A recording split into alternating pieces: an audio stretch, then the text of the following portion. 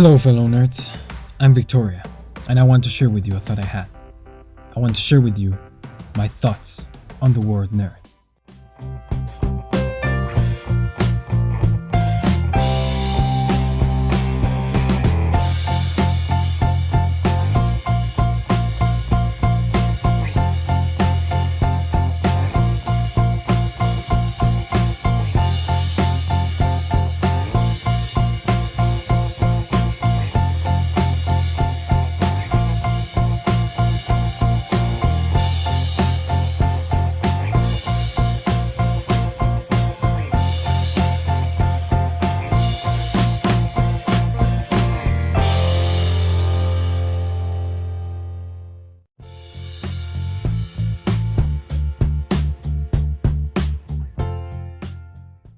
I have been thinking of the meaning of the word nerd ever since I saw Chicken Little in theaters. I was around 5 years old and talking about the movie with my older cousin. She was 9 years old. And she described Chicken Little as a nerd. Her mother told her not to call him that because it was rude and offensive, but she told her back that it wasn't, that it just meant he was pretty smart. Ever since then, I have taken the word nerd more like a compliment than an insult.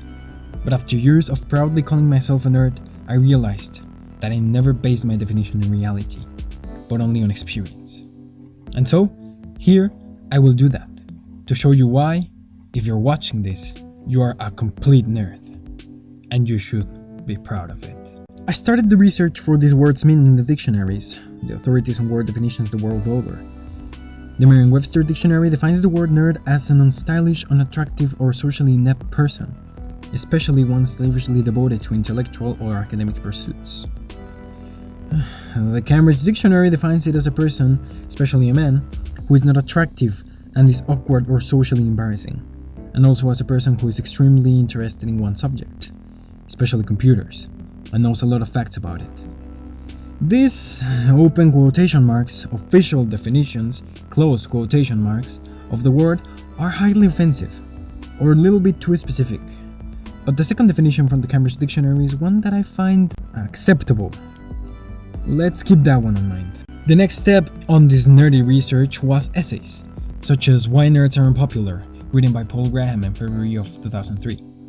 In this essay, Graham speaks about popularity in schools, particularly the levels right before university, and the way nerds fit on that structure, as he calls it the popularity pair, instead of a popularity pyramid. He mentions the evident correlation between being smart or nerdy and being unpopular, while also setting out to explain the reason why this happens, for which he finds a variety of reasons. But one is particularly striking, which is nerds don't want to be popular, at least not enough. In fact, there's something they want more: to be smart. This is the reason for their unpopularity. They serve two masters. They want to be popular, but also they want to be smart.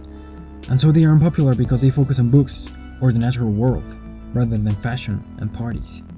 They want to be smarter, which does not mean just to do well in school, but to design beautiful rockets, to ride well, to understand biology, the planet, or even the universe. To simply make great things, and to go beyond. To do more than is expected from them. My research finalized with the absolute authority on definitions in the modern world, Urban Dictionary.